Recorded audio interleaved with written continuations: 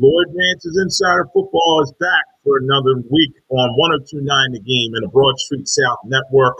So glad everybody can join us this evening. We are joined by Javon Alford from Total Sports Live. He is pinch hitting this week, helping me out. Kevin Midget is on assignment. We will get back with him next week. But Javon, man, it was crazy. It's good I got you on because today was a crazy day around the National Football League in terms of the league year is supposed to start on Wednesday, but they have this allowable tampering period they now call it because everybody was jumping the gun before and they would have fined everybody. But today, so many moves around the NFL. And Javon, I think you're like me. You're in the Philadelphia area. Probably one of the biggest shoes to drop was Saquon Barkley signing with the Philadelphia Eagles. Let's just get started a little bit. Talk about that move and then what you're seeing in this free agency so far. Yeah, man. Happy to be on the show. First time. So, glad to be on, breaking down the game of football with you. Yeah, I don't think everybody was surprised because we saw the rumors and stuff in the news saying the Eagles, are suitors. They're not serious. Right. These teams are serious. So you're like, all right, that's cool. Like they'll do something at the running back position. But then when you saw it, like, okay, DeAndre Swift's not coming back. Pollard is going to Tennessee. You're like, what is the next shoe to drop? And you see Saquon go to the Eagles for a massive amount of money. Like, we know the Philadelphia Eagles do not spend exorbitantly at the running back position. Like, they do not spend at all. Like, they obviously let Swift walk and then they let Miles Sanders walk last year. And then this year they bucked the trend and say, hey, we're going to go get a superstar running back in Saquon Barkley to really take this offense to the next level. So I was surprised that Howie Roseman went out and decided to spend $37.5 million on a 3-year Yeah, so the final numbers I'm looking at are 3 years. The starter number is $37.75 million. It can go up to $46.75 million, $26 million guaranteed. So that's going to make him around the second highest paid running back in the National Football League, behind Christian McCaffrey. So I think when it all shakes out, he's going to get about $14 million a season, which is wow. Because I know, Angel and I and Rich Quinones, who I talk to a lot, we talk about the devaluation of the running back position and how they had that running back summit and, they're not getting paid anymore. Nobody wants to give anybody that Todd Gurley contract where he got hurt and, the Rams are stuck holding the bag. But today, you saw Saquon get his money. You talked about Pollard going to Tennessee. You had Josh Jacobs also going to the Green Bay Packers. So a lot of movement. And, I always saw the draft Christmas in April, but it was like Christmas for some of these NFL fans. But I have to caution everybody. One of the Eagles teams that I covered, I still remember the Dream Team. Where they had all the names, and I'm up at Lehigh standing there with Vince Young, and I'm saying, he's like, yeah, man, look at all the talent we got around here. Nnamdi Asomugha. You're an Eagles guy. So you hear that name, Nnamdi Asomugha, everybody's like, they thought that was a big signing. But I always say it's one in the draft, these teams and the rosters and everything. But it's big news and a lot going on.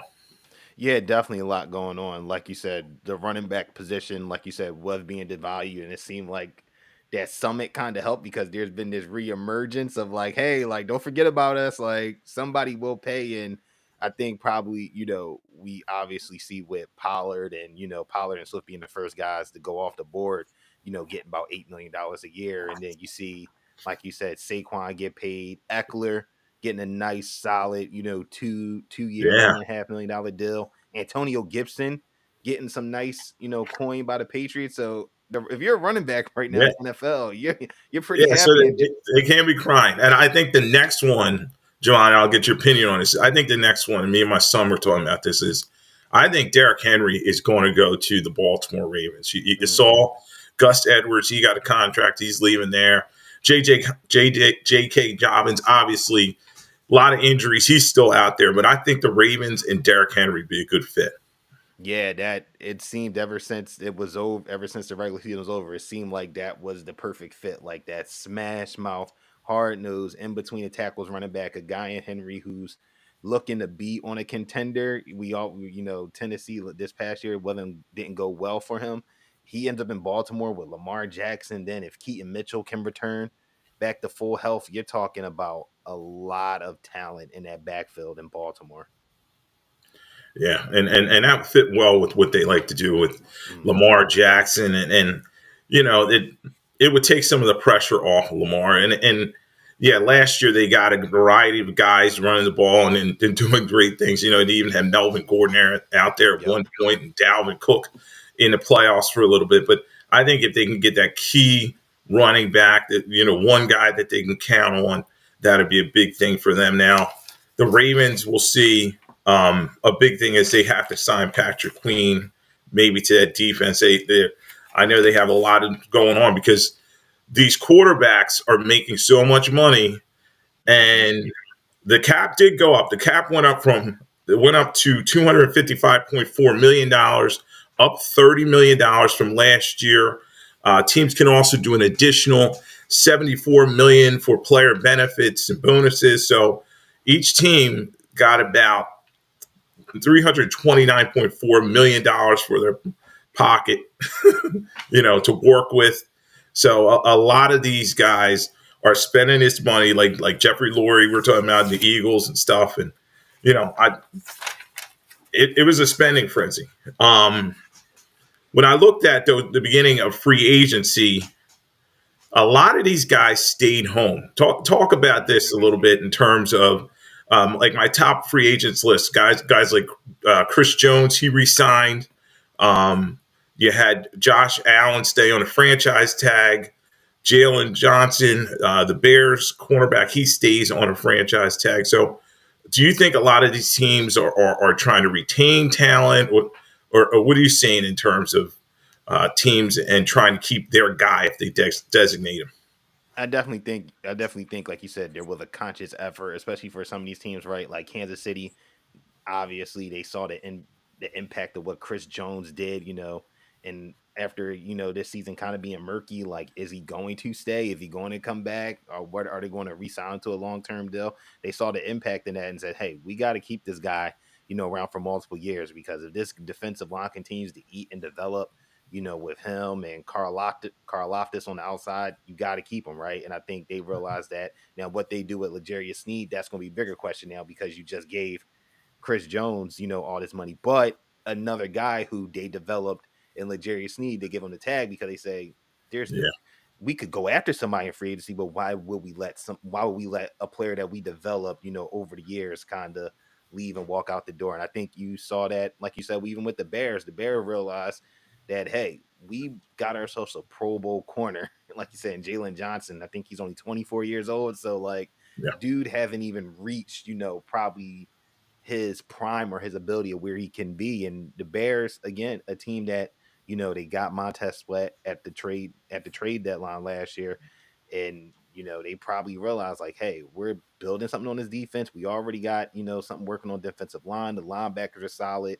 Let's keep something going in the secondary. You get Johnson there too to kind of shore up that back end for multiple years. So I think you're starting to see teams like figure it out and not leave a lot of these guys like hanging on the franchise tag for long because Johnson was given the franchise tag, but you always thought like they were going to give him the long term deal. And I think even the same thing with Michael Pittman Jr.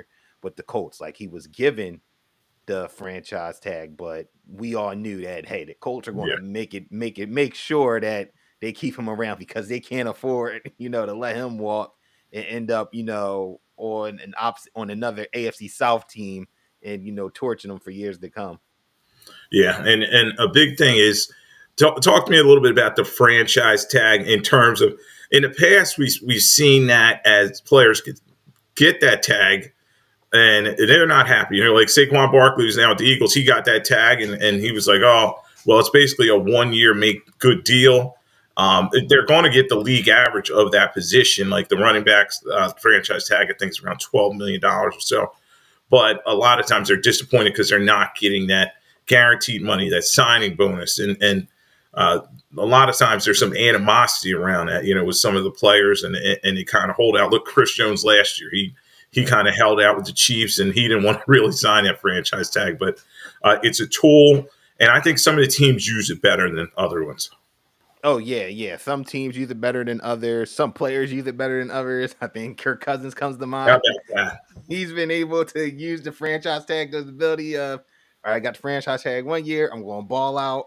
Let's see if I can get the transition tag. All right, I ball out again. Let me get a bigger contract. So it varies, right? Like you said, for a lot of players, they don't like it because I think most of them probably want that financial security. Like, hey, like I balled out for like a few years now. Like anyway, I can get that get that long term security.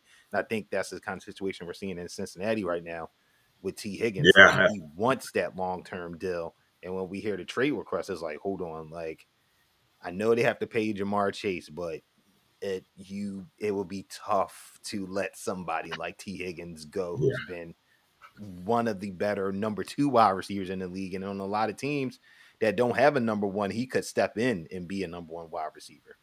Yeah, so he's upset, and he's number 4 on my list in terms of rankings, and the players in NFL do not have the hammer. I see behind you of NBA and Major League Baseball, they have the hammer. Where they a lot of times they can dictate where they're going to go, and their money's guaranteed no matter what. They're going to get paid. Whether they get injured or not. I remember talking to Keith Jones one time, the Flyers guy, and he and I were joking about. He was like, "Oh, I'm still getting paid by the Flyers." He had been retired by like 2-3 years, and he and I are sitting in the studio on a radio show, and he was like, "Yeah, I'm still getting paid." So that's the way it is in their sports. But in the NFL, the owners have the hammer. I actually, whenever somebody says, "Oh, he shouldn't be holding out," or this player should report to training camp, I'm usually on the player side because they can get cut tomorrow, and all these numbers that we're reporting, like Chris Jones has a 5-year contract. That's really not a 5-year deal. Yeah. That's a series of 5 1-year deals or a 2-year deal, and then 3 years where it's a 1-year deal. So, hopefully they're getting this upfront money, this guaranteed money, and these guys are able to have long term investments with it and do well because some of the players, football players, are kind of notorious for kind of overspending. Everybody's talking about Andre Risons of the world, Hey. but hopefully these guys they get this money, and we'll talk about the number 2 guy. You already kind of mentioned him. Kirk Cousins gets another big deal. He's probably made more money than anybody. It's probably between him and a very bad Eagles quarterback, Sam Bradford. There's 2 guys who've been paid more than any quarterbacks out there. It's crazy. Kirk Cousins, yes, he's a very good quarterback. I think his record right now is 78, 70, and 2. So, a little over 500 in his career. I always talk to our buddy Rich, and I always point to his primetime record. If Rich and I are looking at the games for the upcoming week, I said, well, Kirk Cousins is on prime time. They're losing that game. So what are we thinking about Kirk Cousins going to Atlanta? I think it's a good spot for him. They have a new coach in there and lots of weapons. Oh yeah, I think it's a great spot for Cousins. In addition to the money that he's getting, I think I saw one tweet where it said, with this 4-year contract, his overall earnings for his career is going to be like over 400 million. Like the guy has absolutely found the way to get the bag. He's made more money than Tom Brady in contracts, which is just Yeah, it's great. incredible for not having the same amount of success. But hey, shout out to his agent. But you look, like you said, you look at what with Kirk Cousins in Atlanta, it's definitely a needle mover for that team because they didn't have a solid quarterback option. We saw last year the Desmond Ritter, Taylor Heineke yo-yo, where it was like, we're going to Yeah, go to Ritter, and then Ritter has a couple games that he plays bad, then we're going to Heineke, and then we kind of realize what he is. Now in Atlanta, like you said, you got a new head coach there, you got a new offensive system that probably will almost mimic what he had in Minnesota with Zach Robinson, who was under, in that Ram system on that coaching staff with Sean McVay. And then you just look at the weapons, right? I mean, you have 2 yeah, good running backs in Algier and Robinson. You got Kyle Pitts. Maybe Zach Robinson and Kirk Cousins can unlock Kyle Pitts, which would be yeah, probably amazing for Falcons fans, fantasy football players, everybody involved. I think that will be intriguing. Drake London, who I thought took a major step forward Yeah. last year, even with the instability at quarterback. So they got to add a couple more weapons. But hey, the division with that defense, which I think a lot of people are sleeping on, that played really good last year, they Yeah. can win that division. Just depends on, is Cousins healthy coming off that injury that he had last year, and if he's healthy, that division is right there for them for the taking. Yeah, and I've talked to a couple guys that Achilles is doing well. He probably should be ready for training camp. And you talk about the Falcons. That division's there to be had. Like you said, the Bucks won a division with I think 9 wins last year, and they were all kind of jumbled up except for the Carolina Panthers and the Falcons. Now, Jesse Bates and those guys on the defense. They have a lot of talent on that roster that Fontenot has put together. He's their general manager, and Arthur Blank has given him the autonomy to build that team. The fan base really wants a winner. I did a lot of work down in Atlanta, and I was just walking around talking to people about the Falcons, and they're into the team. But I think Kirk Cousins is going to energize them, and they have to be a contender in that division. So he was my number 2 guy that was on our free agency list. We're talking to Javon Alford, and you are listening to Lloyd Vance's Insider Football on 102.9 The Game, the Broad Street South Network. Today was first day, technically, of free agency. There was a feeding frenzy, and we're just going through my top free agents and where they landed, didn't land, and Javon has helped me break this thing down. Number 3, another franchise tag guy, and Jacksonville had to do it. Josh Allen. This is the pass rusher, Josh Allen. He had 17 and a half sacks last year, 33 quarterback hits, and the Jacksonville Jaguars bring him back on a franchise tag. So I think that's going to be a good thing for him. Talk to me a little bit about Josh Allen and impact that he has done for that team. Hey man, I think everybody was waiting to see when he was going to have that breakout. Last year was kind of like the offense and Trevor Lawrence, breaking out, and this year was, like you said, the Josh Allen breakout, like the guy that they drafted and they expect them to be, like he became that guy, and I think that started to permeate on that defense because we even saw, former first round pick Trayvon Walker, he started to flash a little bit more. So to see him get the franchise tag, that's a huge move for that team, just because again, that defense has a lot of, young pieces that are still growing, developing on that line, at that linebacker room. So hey, you got to give it up to him, and hopefully he won't be on the franchise tag for long. Hopefully the Jaguars can figure out and get that long-term deal done, because as we see in the NFL, like pass rushers don't grow on trees, right? Yeah. Good ones don't. So you got to be able to find the ones and keep the ones that you do have, unless you're going to trade them and you're in that spot. Jacksonville's not in that spot. You need to keep him. So he's been a monster, and I expect him, to continue to grow and continue to be good even next season. Yeah, and it's a good segue because you talk about the value of pass rushers, and one of the guys high on my list was Carolina Panthers, Brian Burns. The Panthers are rebuilding. They franchise tagged him, which he wasn't happy about, but then they figure out a way to trade him to the New York Giants, who were kind of butthurt from losing Saquon Barkley, and they also lost their safety today, and everybody was saying, oh, they're not players in the game. Well, they decided they're going to have Thibodeau on one side, Brian Burns on the other. They make the trade of Carolina Panthers. I think it was for a second and a 5th round pick. Not that bad of a price tag on him. Burns, a guy with 8 sacks last year. He'll play on a franchise tag this year, and then they'll give him an extension. So he'll make $24 million on that tag, but they'll have to rework the contract, give him some guaranteed money. So talking about the impact of Brian Burns, I know a lot of Eagles fans were hopeful that the Eagles could maybe grab him, because we'll talk a little bit about their situation in terms of their pass rushers. But what do we think about Brian Burns?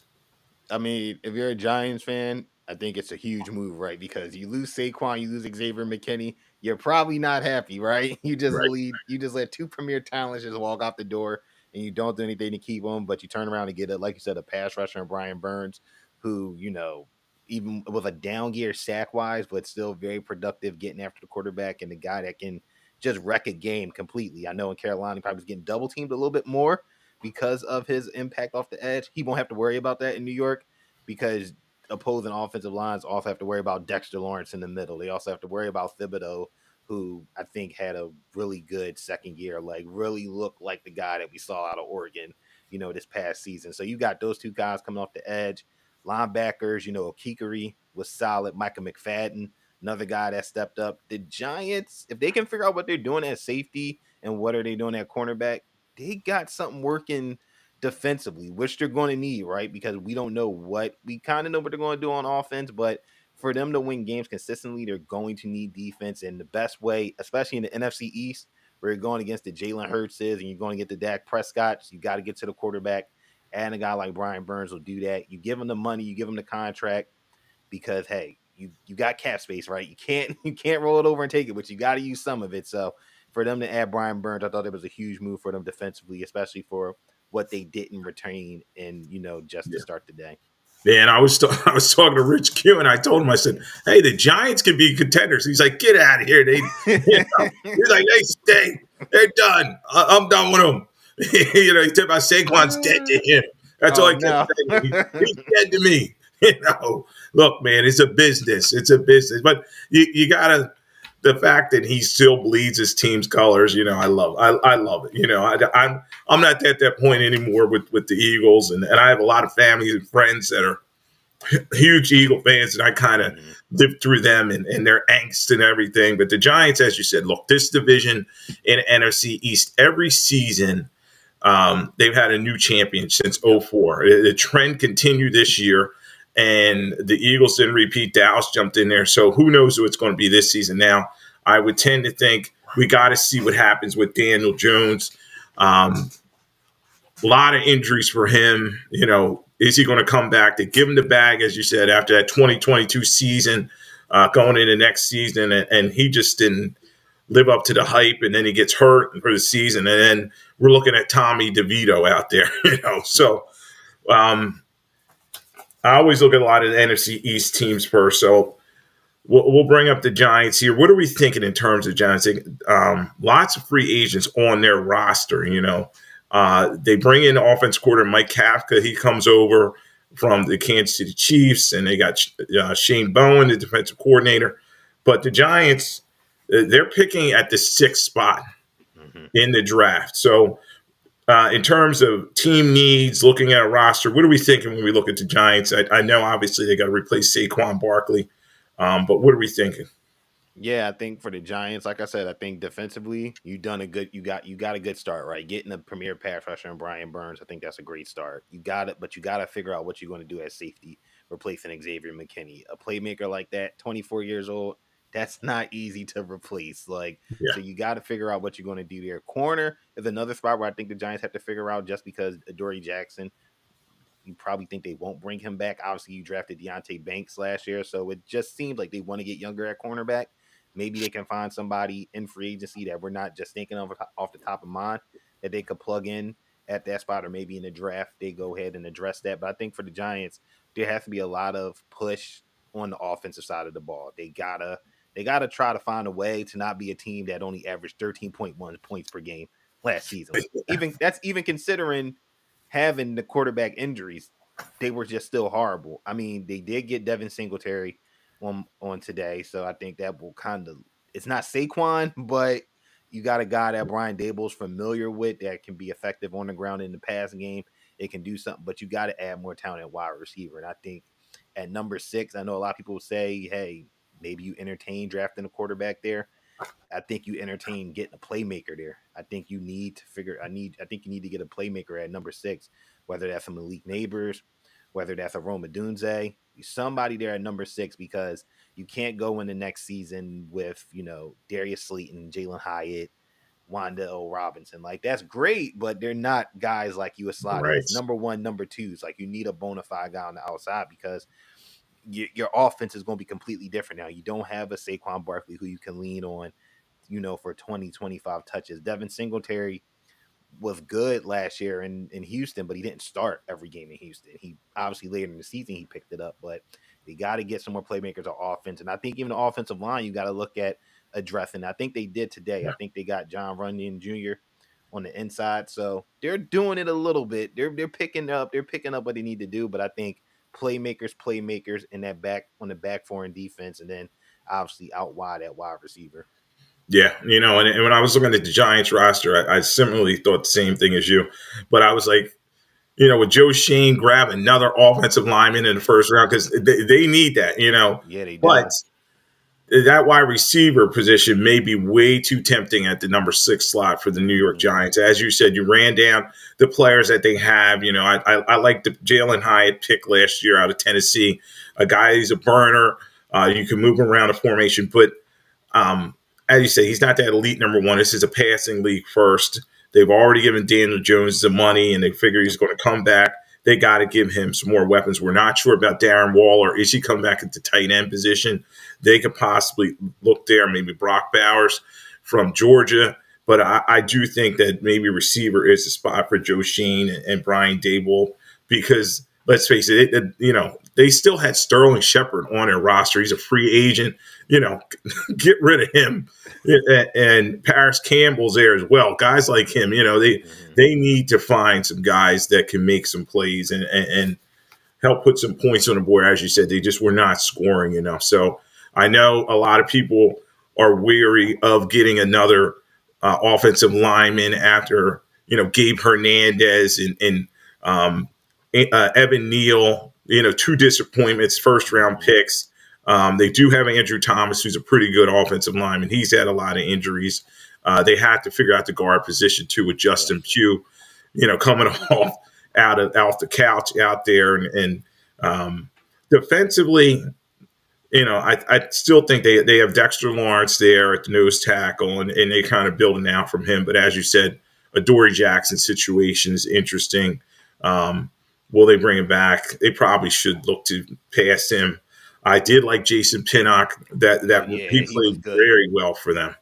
Xavier McKinney is going to be tough to find, but we know safeties around the NFL, particularly you being a Philly guy.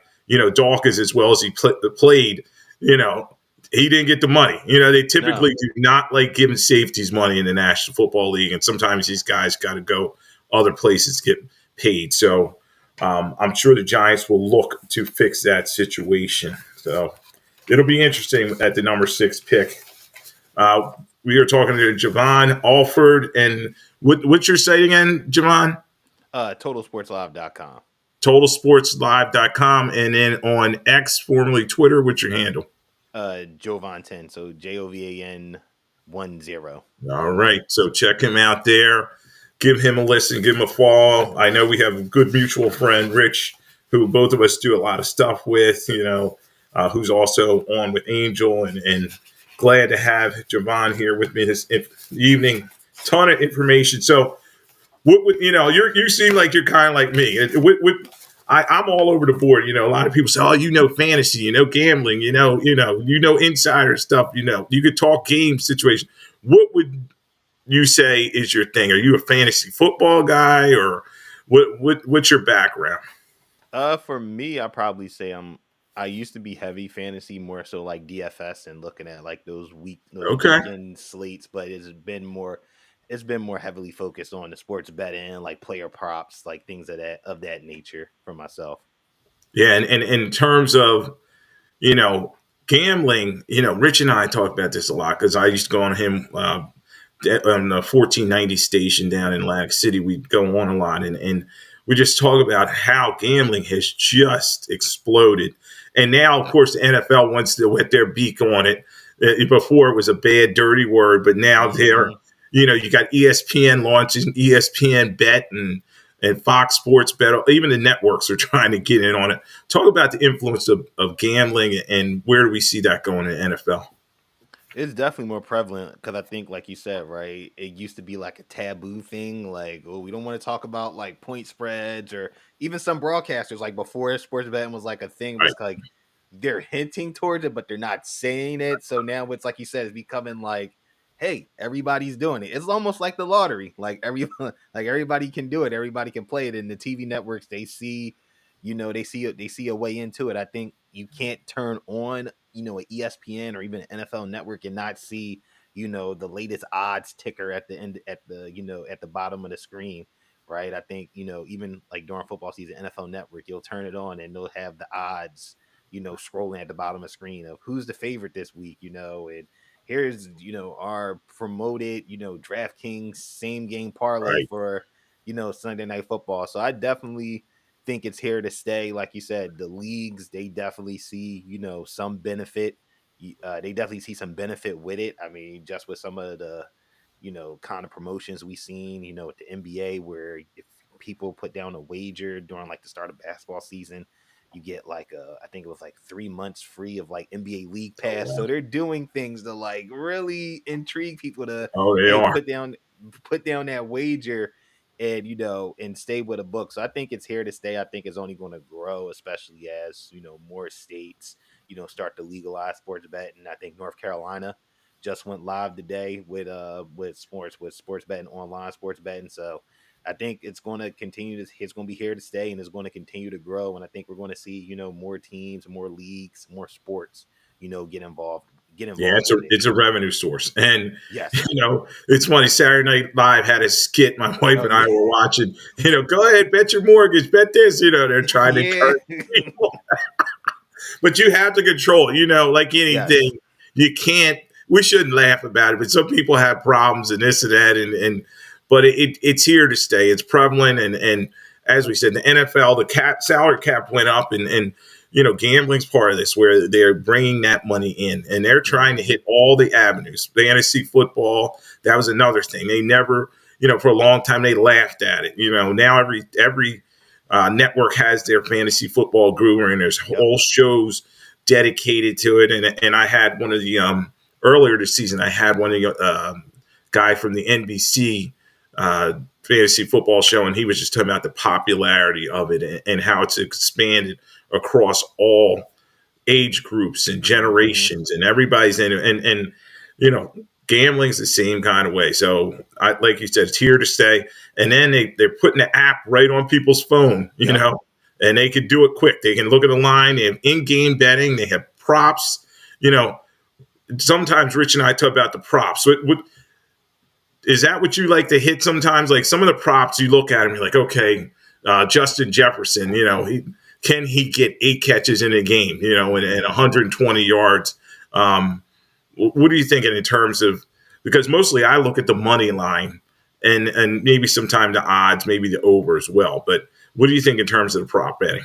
Yeah, yeah. It's funny you say that because when I first like got into sports betting, like I was definitely more of like, money line, like just picking who will win, right? See if I can, see that favorable number on that underdog that nobody's really talking about and trying to mix it into a parlay. But then I got into getting the prop betting and player prop betting. I was like, oh, this is actually fun. Like I don't have to worry about, the ending result. I don't have to worry about who wins or loses. I just have to worry about if this player will, if this player will show up, if you have a favorable matchup, what's the trends looking like. It almost, prop betting to me almost mirrors fantasy football in a way, because like in fantasy football, you're looking at matchups. You're looking, okay, should I start this quarterback against this defense? And prop betting is almost the same thing, with just how much free information and stats that we have to kind of like break down a matchup and say like, Jalen Hurts has, anytime touchdowns plus 105. It's like, okay, the Eagles, he doesn't have, a bunch of,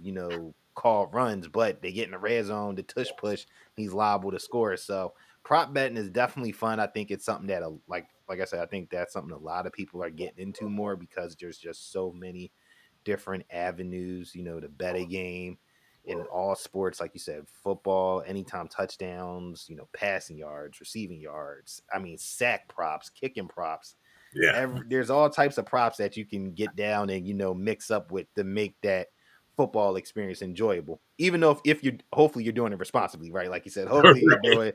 you're doing it responsibly. And we've seen the NFL. I think Gambling problem, call 1-800-GAMBLER. yeah, exactly. Or the Kurt Warner Like commercial they that give you'll see on them, TV. like they care. Yeah, they Please. don't. They don't. They do. And the NFL, people get, some of my friends get me. I'm like, look, you got to follow the money when you talk about the NFL, because they are trying to make that money. They're Park Hmm. Avenue business. And I always, you see the players hugging and kissing Roger Goodell when they get drafted. No, no. We don't care about you. He's No. just, he tried to, you're a commodity to him. So we're talking to Javon Alford, and we're on 102.90 Game and the Broad Street South Network here on Lloyd Vance Insider Football. Glad everybody's here with us for another evening. We were just talking about Javon's background right now. He is kind of doing a lot more sports gambling. We're talking about props and all that stuff. But let's jump back to we're looking at the NFC East teams and where they are, and we can talk about the underwear Olympics in a minute. The combine was just happened, but in terms of we're looking at team needs and where the teams are in the NFC East. So we talked about the New York Giants, and they lost Saquon Barkley, but they gained and McKinney, but they gained Brian Burns. What are we looking at when you talk about the Washington Commanders? Now, this is a team. They're another one. They're bringing in Dan Quinn. Dan Quinn kind of stumbled down a stretch. That playoff coach, defensive coordinator coach for the Dallas Cowboys, but they couldn't stop anybody. So they bring him in. The enemy doesn't get the job. Maybe you could touch on that. He's bringing in Cliff Kingsbury, Joe Witt Jr. He's bringing over from Dallas Cowboys to be his defensive coordinator. So a lot of changing parts also in Washington. I think they need a quarterback. So, they have Sam Howell there, threw the ball a lot for a lot of yards and this, but he's just had made a lot of mistakes. So, what are you seeing when you look at the Washington Commanders? Where can they go in the draft? I'll get their draft number up in a second, but what are we thinking with the Washington Commanders? It's definitely a changing of the guard in Washington, right? Like you said, they change new ownership. You bring in Dan Quinn, who you hope, if you're a Washington fan, it goes better since his last time he was a head coach, which we remembered 28-3 Super Bowl, Right. epic collapse. So you hope that's a little bit better, and Yeah. And maybe they're not to cut you off, but they're picking number 2. yeah, So a lot of a lot of people are pressure. talking about these young quarterbacks. Yeah, a lot of pressure, and that's where it starts at for this new regime. What do you do at number 2? Do you take Drake May out of UNC, or do you go with the Heisman Trophy winner in Jaden Daniels, who really popped off, these last 2 years at LSU? That's going to be what kind of defines this regime, because we are Sam Howell, God bless him, had some good moments, primarily against the Eagles defense. Primarily against the Eagles defense, he had good moments, but outside of that, definitely a lot of struggles, even though he wasn't playing behind the best offensive line, but he's probably more of a backup, which is okay at this, for him at the point of his young career. But for them, they have to figure out what you do at number 2, because that kind of sets everything off, because you have Terry McLaurin there. You have Jahan Dotson. I think Curtis Samuel's a free agent, so you don't Right. know if you're going to bring him back. But you have 2 good wide receivers. Tight end, you bring in Zach Ertz. We'll see how much he Yeah, has what's left up with in the that? tank. Yeah. Come on, he had nothing left. I saw the Lions signed him around the playoff time, and he didn't. I don't even know if he really even dressed in the games, and he was very beat up for the Eagles at the end of his career in Philadelphia. God bless him, he got another contract, but we're going to have to wait and see for that. Logan Thomas obviously is there. Mhm. Maybe they can be a 1-2 punch, but at this point in his career, I don't know how much Zach Ertz has left. Not to cut you off, but go ahead with what do you think Washington's going to do? Yeah, no, you're right. And then running back, you signed Eckler to pair with Brian Robinson. That's going to be a very interesting combination to see how they work that, because Robinson was their bell cow last year. So to see how they're going to mix Eckler in, who needs his touches too, I think that's going to be interesting to watch. But like I said, it starts at number 2.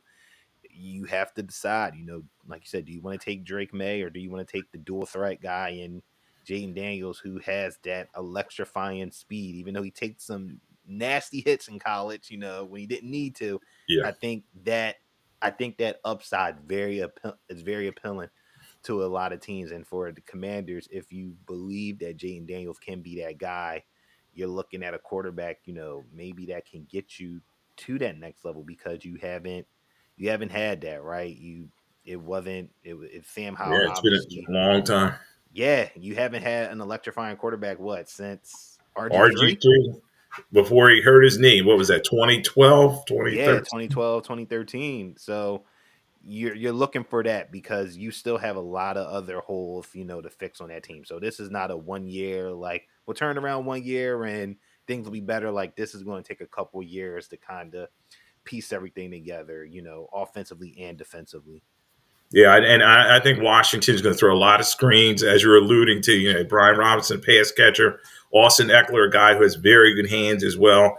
They're going to go probably a lot more short passing with Zach Ertz and Logan Thomas, maybe two tight end sets, but they need to find a way. Like Terry McLaurin was just too good. And I remember, I think my son took him in our fantasy football league. And he's like, they're not throwing him the ball. I said, yeah, it's crazy. I mean, they brought him back, and then they didn't use him, and he's a very good receiver. Has game breaking ability, can score touchdowns, and they just did not use him enough.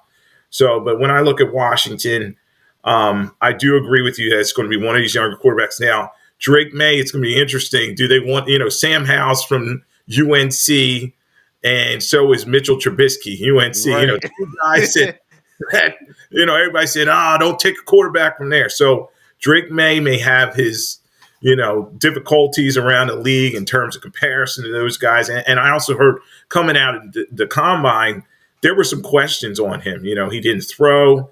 And then when guys were looking at the tape, they said his intermediate route throwing was not the best. His deep ball percentage was not the best. So, Jaden Daniels may be the guy there if they want to go to, the modern NFL like we're talking about. So many of these quarterbacks are dynamic guys that can get out the pocket, can move around the pocket away from pressure. And that's what Jaden Daniels' game is. Now, the only thing with Jaden Daniels is I watched a lot of him when he was at Arizona State. So at Arizona State, he kind of struggled.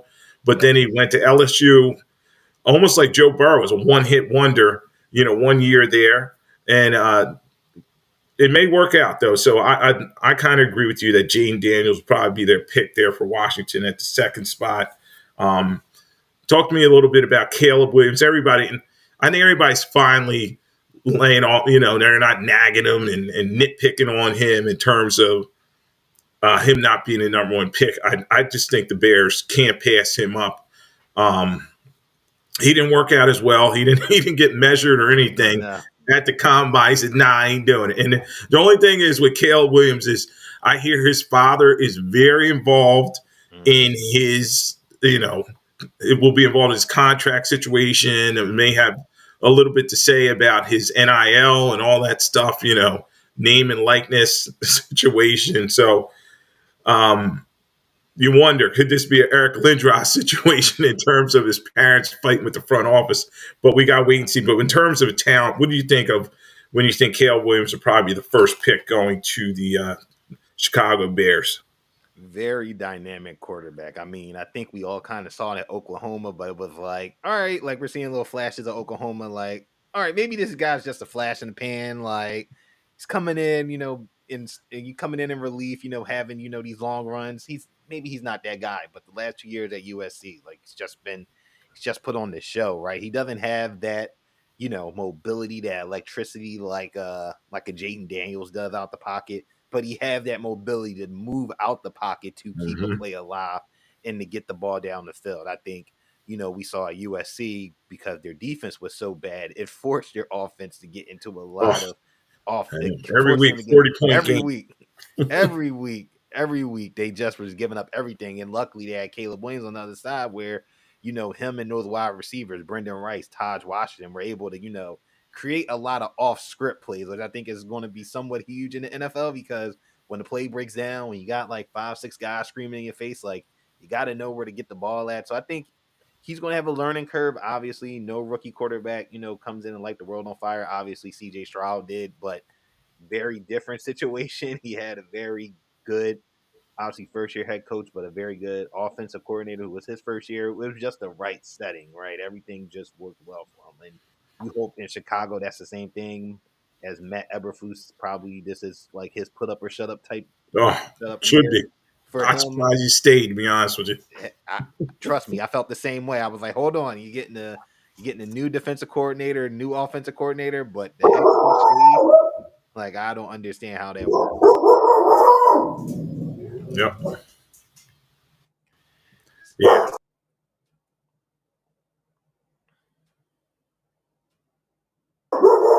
Yeah, and then hold on.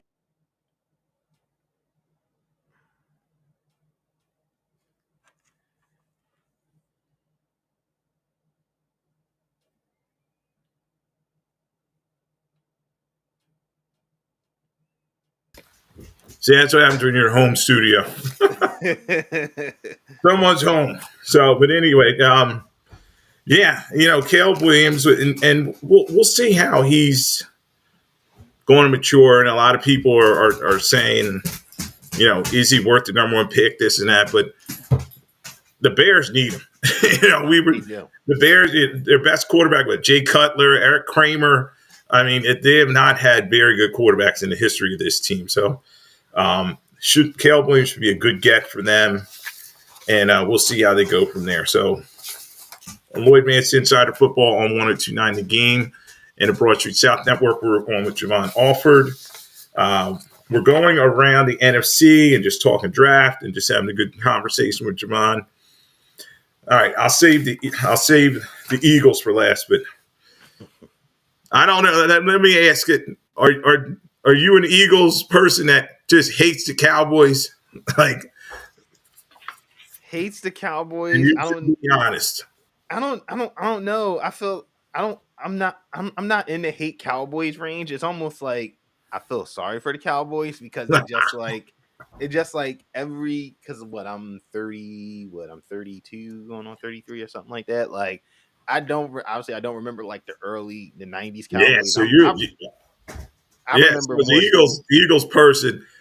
You don't remember all that. Trust me, I grew up and it was Tom Landry and Tony Dorsett and Roger Staubach. The Eagles, but all the time. And I still remember. I mean, I was pretty young, but I remember when the Eagles finally beat him, Will Montgomery, and that was a huge win. And of course, they go into the Super Bowl and lose the game to the Raiders, but that's another story. But they could not beat them. And then in the 90s, it was tough because you had all those great players on the Cowboys, and they won three titles in 4 years, and the Eagles could beat them in the regular season, but they always would kind of come up short. So, but this era of the Philadelphia Eagles, they don't play well in Dallas, but they seem to have, the Cowboys' number, especially when it comes to playoff success. So, yeah, I always kind of want to gauge. I always gauge that when I talk to an Eagles person because at my family reunion, I always tell Kevin Midget, my co-host, I'm like, man, half the family is Eagle fans, and you have the other half is Cowboys fans, and there's always that back and forth. Which team is hated more? So, but with the Cowboys, they're interesting because like you were saying about Eberflus, this is a put up or shut up year for Mike McCarthy. He's a 1 year deal. He's bringing in Brian Schottenheimer as offense coordinator.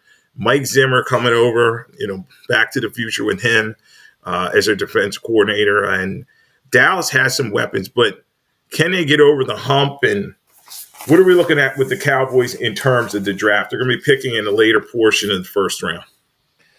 I think for the Cowboys, you might have to consider offensive line because you did lose Tyler Badias, who went over to Washington because, hey, Dan Campbell said, let me steal some Dallas players and bring them to Washington. So I think you might have to look there. Defensive line, I think, too, just because DeMarcus Lawrence, you don't know if you're going to be able to bring him back. You lost Dorrance Armstrong also to the Commanders, so you might need to think about getting some more guys off the edge there.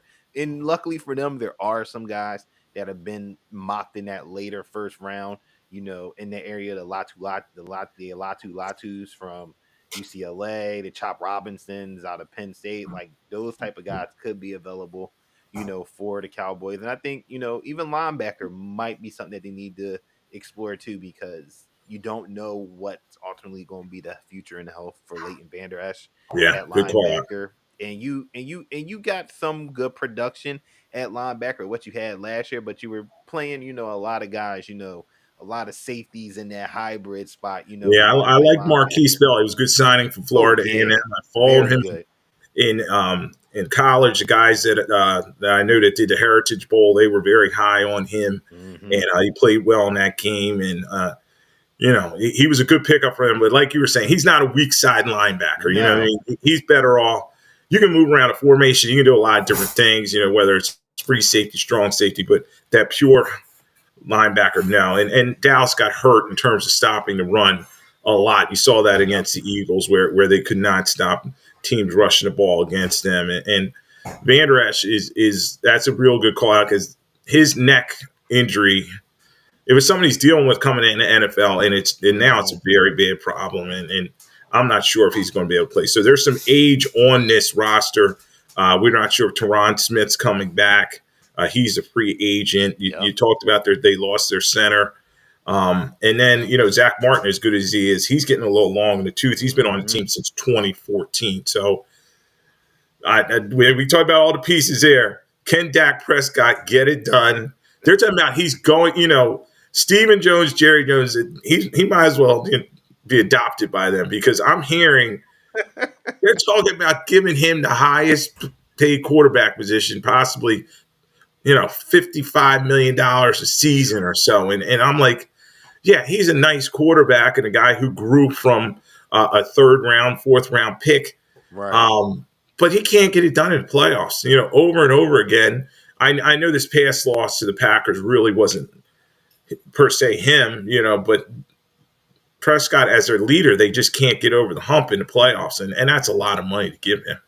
Yeah, it's kind of been like you said, the constant story with him and this team where they just look ridiculously outmaven in the regular season. They're scoring 40 points a game. They're blowing teams out, and you're like you said, you'll say to yourself, maybe this is the year that they finally get over the hump. And you thought this year was going to be the case, right? Because you're like, you got that call against the Lions, so you end up at the number 2 seed. The Eagles fall flat on their face. Like, Right. the path to getting to the NFC title game, which would probably afford a lot of you guys that are on the bubble like just a couple more years. The path is there for you, and they didn't take it. And like you said, it starts with Prescott, and like you said, in that game particularly, it wasn't just all him. The defense, they got punched in the mouth consistently and just outplayed and outclassed by Matt LaFleur's squad. But Prescott wasn't on his game, and in the playoffs, obviously you get paid for what you do in the production in your regular season. You can put up, 30 touchdowns and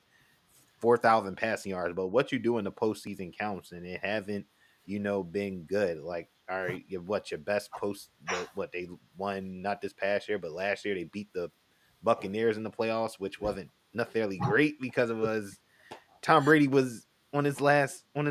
Like, it wasn't nothing, They, special. And then they were jumping around though, like they were in the Super Bowl. You know how Dallas is. yeah, and that felt with a They're bad like, we thing. needed that win bad. We needed, but they we knew it was going to happen, and it did.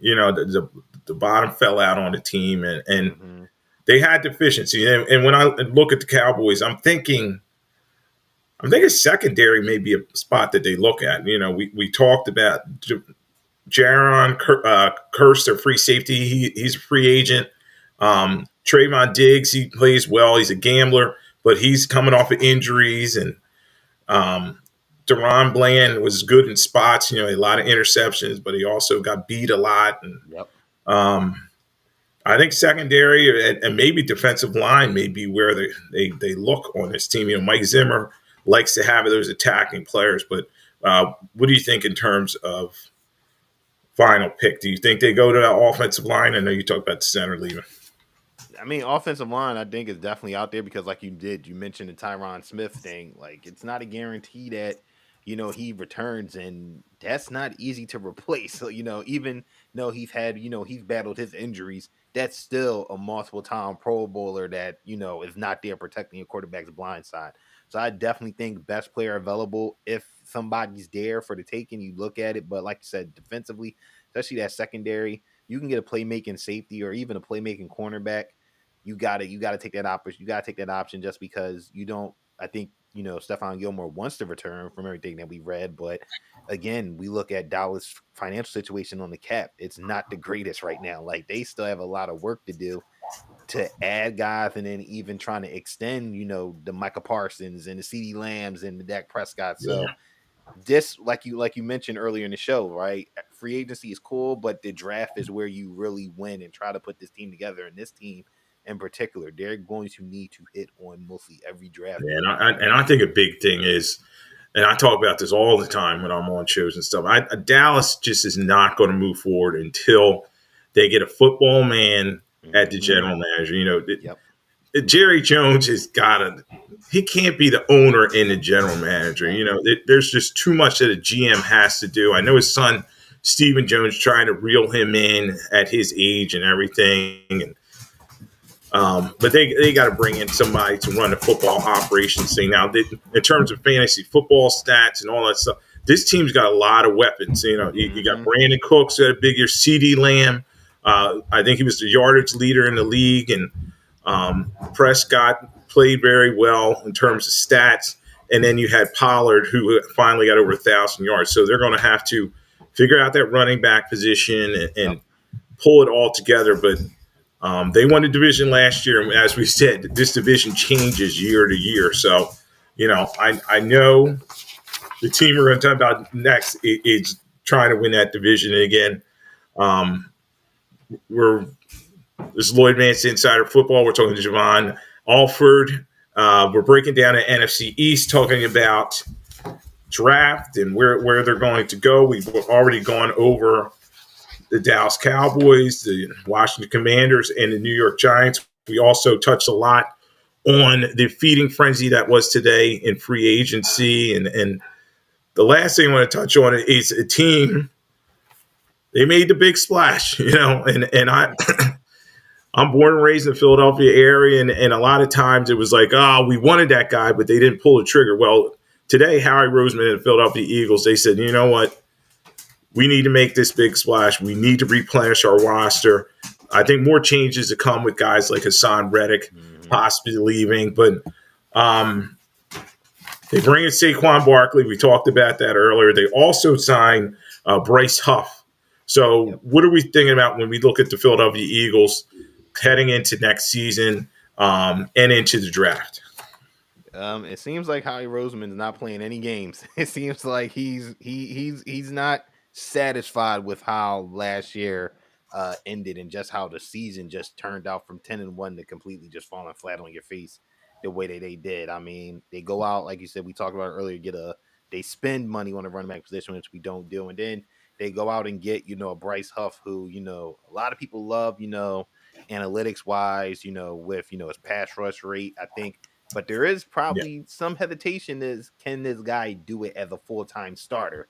Because his best year was obviously this past year with the Jets. I think he had 10 sacks. he had He 10 wasn't. sacks. He is 25 years Yes. old. They give him a 3-year, $51 million contract. I'm not sure about the guaranteed money, but they gave him that big contract. And Mm-hmm. is he going to be able to live up to that? We've seen the Eagles in the past give guys big contracts to rush the passer. Yes. Vinny Curry, they gave him that huge extension, a guy who didn't kind of live up to it. Javon Curse, I remember a couple years he was okay, and they got to the Super Bowl, but then he started breaking down. But you hope that doesn't happen to Huff at 25 years old. But as you said, he was a rotational player, Mm-hmm. and now he's going to have to be the man because they're talking about maybe get rid of Sweat and Hassan Reddick on that pass rush that had 70 sacks in 2022. This year, the numbers dropped dramatically. I think they were in the 40s this year. Yep. So, what are you thinking in terms of? I'd say the Eagles got to go defense. Their defense was, I mean, the defense was pitiful last year. Couldn't stop anybody, and you saw that in that Tampa Bay game. They just when they're not getting pressure on a quarterback, their secondary was getting picked apart. Yeah, they were in trouble. And I think, like you said, we saw that a lot. Especially in the second half of the regular season. And yeah, they're going to have to. I think you have to continue to add depth at defensive line. I think that's something that really plagued them last year. Like in 2022, we knew, right? They had 70 sacks, but they were just rotating all these guys in, right? Hassan Reddick, Josh Sweat, you know, Linville Joseph, Ndamukong Suh, Robert Quinn, even though he didn't really do much, but they just had a collection of guys that they were just throwing at you. And then this past season, like they didn't have that at all. So it's kind of, they have to find to get depth. And if you move Sweat or Reddick, you have to be prepared to find someone to kind of pick that pace up, because that's not easy to replace if you move any of them. So I think, like you said, defensive line's key. Linebacker, linebacker, linebacker. They have to find a playmaking linebacker. Last year, they tried to, N'Kobe Dean, I think they thought was going to take that next step, but obviously he got hurt. Zach Cunningham was a very solid, 1 year guy. I thought he played really well. But after that, it was kind of Yeah. they were in trouble. I mean, Yeah, Shaq Leonard. Shaq Leonard was not and that middle of the field was wide open. Every tight end Mm-hmm. knew they were going to eat against that group, and that's where they were mostly picked apart. And we always joke about it on my show and other shows I'm on.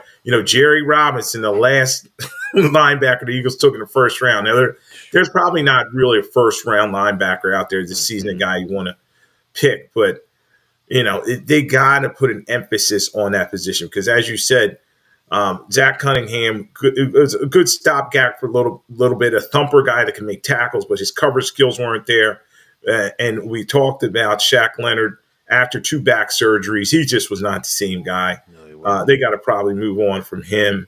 And then Nakobe Dean, what are you seeing from him? He's a guy, when we saw him in college, national championship guy, played so well. The Eagles, lucky to get him in the 3rd round. Obviously, he was coming off an injury, but they have him slated to be their middle linebacker. What are we thinking about Nakobe Dean?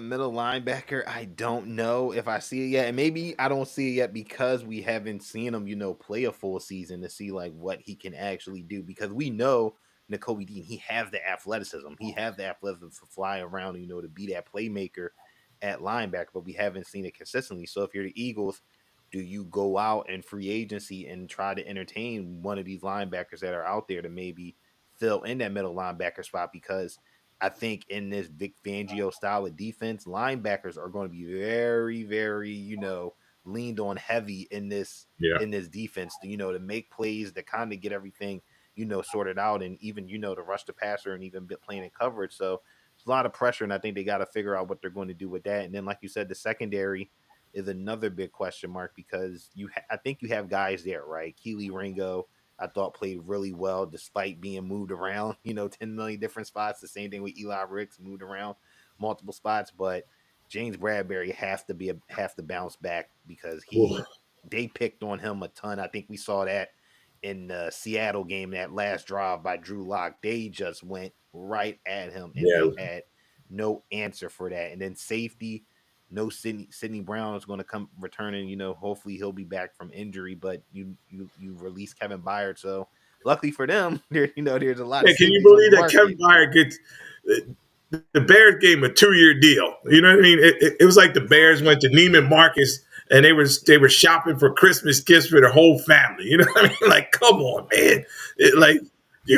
I know you got money to spend, but you can't find anything better than Kevin Byard to spend it on because that was a terrible trade. The Eagles got him, and he's about coverage deficiency. He wasn't doing anything for them. So you're right. Safety is a position that they're going to need to look at. Everybody's talking about the next Jason Sehorn Oh from yeah, Iowa, DeJean.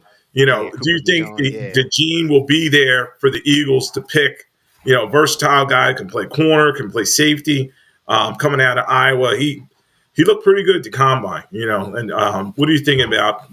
Was it Cooper DeJean? Right, that's his. Yeah. Yeah. Yeah, no, I think he'll definitely be there in that 25 range. I mean, you'll have to worry about some other teams in that range that could be looking at corner, like the Cowboys, right? They're going to be Yeah. lurking there at corner. The Dolphins, another team that could be lurking at corner because they let go of Xavier Howard. The Packers, another team. But yeah, Cooper DeJean would be amazing, like you said, just from his versatility, which I think we all know the Eagles love to have versatility in their secondary, guys that can do a little bit of everything because you do got to figure out what you're going to do at slot, with Avonte Maddox also released. So Cooper DeJean's a good one. I've seen Kool-Aid McKinstry mocked to the Eagles a couple of times. I know Yeah, the Eagles all fans are name probably team. like that. Yeah. Kool-Aid jerseys walking around. So they're going to have their options at cornerback if they want to go that route in the draft. Defense I probably think is probably the primary, primary position they need to focus on in the first round. Like, don't go offensive line. Don't, I know if you might Yeah, be a I premier tell wide everybody they'll receiver there, probably go don't do D it. line or offensive line, and there's so Yeah. many other areas they can go with. Like there's some good cornerbacks in this Mm-hmm. draft, and then the area you didn't hit on, but I definitely think they need another receiver. I know they Yes. got AJ Yes. Brown and Devontae Smith, 2,000-yard receivers, But, Olamide Zaccheaus, he didn't do anything. Quez Watkins, enough already with him. Um, they need to have another receiver that they can put in the slot and just have a guy moving around the formation. And this draft is heavy in receivers. So could it be a receiver? But everybody also is like, do you want Howie picking your receiver after that Jalen Reagor mess? Yeah, that's a good question. I mean, they got lucky with Devontae Smith, but it was like you couldn't mess that up, right? Where you were picking Right. at the draft, it was like it's sitting right there for you. Wide receiver is another good option. I know a lot of people like Ricky Pearsall out of Florida. I think that's a guy that really popped, during the combine, even Senior Bowl. A guy that people think, all right, with his route running, he could, fit that slot range. I think even in free agency, if I'm the Eagles, I'd think about kicking the tires maybe on a Tyler Boyd, to see, because I think he would be, a solid, Yeah. slot wide receiver who, depends on how much he's asking for, but a guy that has been very consistent, playing at number 3, number 2 spot in Cincinnati for multiple years. So wide receiver, like you said, yeah, that has to be priority because we saw what happened when AJ wasn't in the lineup, when Devontae was in the lineup. You were hoping and praying that, You had Quez Julio Watkins, Jones out there, Julio Jones, yeah. Julio Jones, we talk about fantasy football. That was the guy back in the day, man. In the 2010s, that was a guy for Oh Atlanta. I wow. mean, I still remember one night I was down and Atlanta played in Green Bay, and he had almost 200 yards receiving in that game. He was going nuts. I think he scored almost 60 points in the game in terms of fantasy football. But obviously last year, I mean, he's 35, 36. Helped out a little bit in red zone, but you can't have full count on him No. game wise. And he was a guy they were counting on going into that Tampa Bay playoff game, and Mhm. we should have seen that coming. Now, in terms of the Eagles, I'd be remiss if I didn't talk about. There's two guys, and I want to get your take on it as a Philadelphia guy. Um, you had Jason Kelsey retire at the center position. That's one that they can look at. And then just today, or was it yesterday, you had Fletcher Cox retire on the defensive line. So you had two veteran all pros that they have to replace there too. Yeah, that's tough. I mean, luckily for them, it seemed like they've done somewhat of a solid job preparing, for that future. Obviously, Kelsey played a part in them drafting Cam Jurgens, and probably him being that next guy, heir apparent to center. Now, what you do at right guard, that's the more I think interesting option if you're choosing to go with Jurgens. Do you feel like Tyler Steen's ready to take that step in year Yeah, two, or Tyler Steen is third round pick last year, so he should be ready to slide in. And everybody's counting on Jeff Stoutland, obviously, to do a great job in terms of that offensive line, coaching those guys up. And then defensive line, I think defensive line, defensive tackle, I think they're set, right? I think you spent a lot of capital over there the last few years. Jalen Carter, Jordan Davis, Milton Williams. I think it's time. Those guys have to show, specifically Jordan Davis. I think a lot of people had a lot of high hopes from based off of what we saw from Georgia. Like, yo, this guy's going to come in and just be an absolute monster. And he kind of wore down towards the end of the season, but I think those young guys, obviously they knew Fletcher Cox was retiring. I think they know now, like, this is kind of our team, our defensive line, like our position group, and we have to come in, and really set the standard. So I think they're set. It's gonna be different, I think, for Eagles fans, right? Because you're used to seeing Jason Kelsey, leading the offensive line. You're used to seeing Fletcher Cox, in the middle of that offensive line, and now you're going to see a whole new cast, on defensive line, think potentially with possibly no Sweat or Hassan Reddick and your long standing member Brandon Graham on the edge. Yeah, and you have Fangio coming, who's known to be a tough, hard nosed coach. Some of the players in Miami did not like him, and he's going to be no nonsense. He's been brought here to clean up this defense. Yep. No more Matt Patricia, no more Sean Desai. And those veteran presences are going to be interesting because they said Fletcher Cox and some of these older guys may have not been on the same page as some of these younger guys, and that may have contributed to their locker room situation where they lose 6 or 7 games to end the regular season and then get blown out by Tampa Bay to end the season. So lots of moving parts for the Philadelphia Eagles, and but I still think they're going to be in the mix. And we got a couple more minutes. With Javon Alford here on Insider Football on 102.9 The Game, Broad Street South Network. Um, Nick Sirianni, he's supposed to be the leader of this team. Should they have brought him back? I know we talked about the surprise Eberflus came back. Sirianni, what's your take on him and should he came back? I know you got in a minute, but it's tough. Tough to wrap it up. But what do you think? I mean, I don't think he should have been brought back. I mean, if you got rid of the offensive coordinator, defensive coordinator, kind of like, hey, we're cleaning house there, I think you also have to look at the head coach because at some point, you would think that they would have been able to turn that around in the way they slid. I mean, losing 6 out of 7, that's not unheard of in the NFL to lose how they were losing. And in a lot of situations, I would believe coaches would be out the door. But I think that obviously the Eagles are giving them another chance. Like, hey, we're bringing you in Kellen Moore, established offensive coordinator, Vic Fangio, established defensive coordinator. We're going to let those two guys handle it. It's going to be your job as the head coach to lead these guys back where they want to be. And if he can't get it done this year with the talent they're amassing, then he might Oh, it's not. going to be curtains, and I'll Yeah. say he's on a 1-year deal basically because last year was contract. He's going to be a lame duck coach, and you don't see that a lot in NFL, and a lot of pressure is going to be on all of them. You know, Jeffrey Lurie, his son who's running the analytics department, Howie Roseman, the general manager, and then most importantly, Jalen Hurts as the quarterback. He's got to be the leader on the field because I talked about losing that 6 to 7 games and the embarrassment that happened in Tampa Bay. So lots for the Eagles to clean up, but another exciting week here on Lloyd Vance's Inside Football on 1029 The Game, the Broad Street South Network. I was so glad that Javon Alford was able to join me. He did a great job in terms of breaking everything down. Free agency. Check him out on X. He said it's Javon10, I think is his handle on X/Twitter. And I appreciate everybody joining for another week.